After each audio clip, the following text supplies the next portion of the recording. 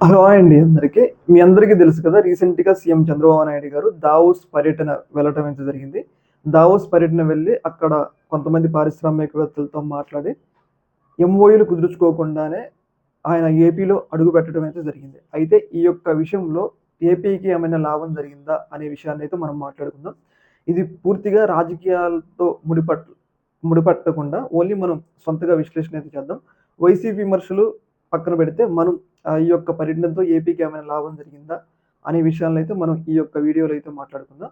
ముఖ్యంగా ఏంటి అంటే చంద్రబాబు నాయుడు గారు మంచిదే ఏపీకి సంబంధించి ఏపీలో ఎలాంటి పెట్టుబడులు పెడితే లాభాలు వస్తాయి అని చెప్పేసి పారిశ్రామికవేత్తలకి చెప్పడం కోసం ఏపీలో ఉన్న వనరులు దాదాపు 10 పోర్టులు చాలా మ్యాన్ పవర్ ఉన్న రాష్ట్రం కాబట్టి ఇంత పవర్ మా దగ్గర ఉంది. మీరు పెట్టుబడులు పెడితే మీ పెట్టుబడులు సేఫు అని చెప్పడం కోసం చంద్రబాబు నాయుడు గారు, అలాగే లోకేష్ గారు దావోస్ పర్యటన వెళ్ళటం అయితే జరిగింది.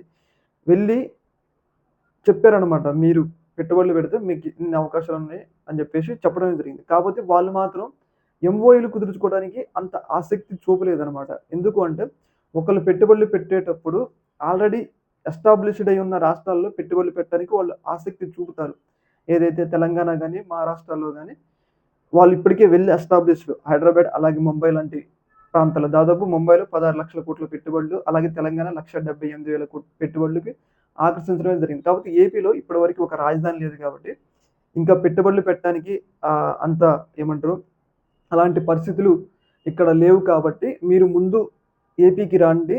మీరు మీకు ఏ ఏరియాలో అయితే మీరు పెట్టుబడులు పెడితే మీ పెట్టుబడులు సేఫ్ అనుకుంటారో, ఆ ఏరియాలో మీకు కావాల్సిన ఇన్సెన్సివ్స్ అంటే భూములు గాని, ఇంకా రకరకాల ఏమంటారు? ప్రభుత్వం తరపున వచ్చే అన్ని పర్మిషన్‌లు కూడా ఎలాంటి ఖర్చు లేకుండా ఇస్తాము. మీరు రాండి అని చెప్పేసి చంద్రబాబు నాయుడు గారు ఆహ్వానాలైతే ఇచ్చారన్నమాట పారిశ్రామికవేత్తలు. ఇదేంటంటే ఒక మంచి పరిణామం.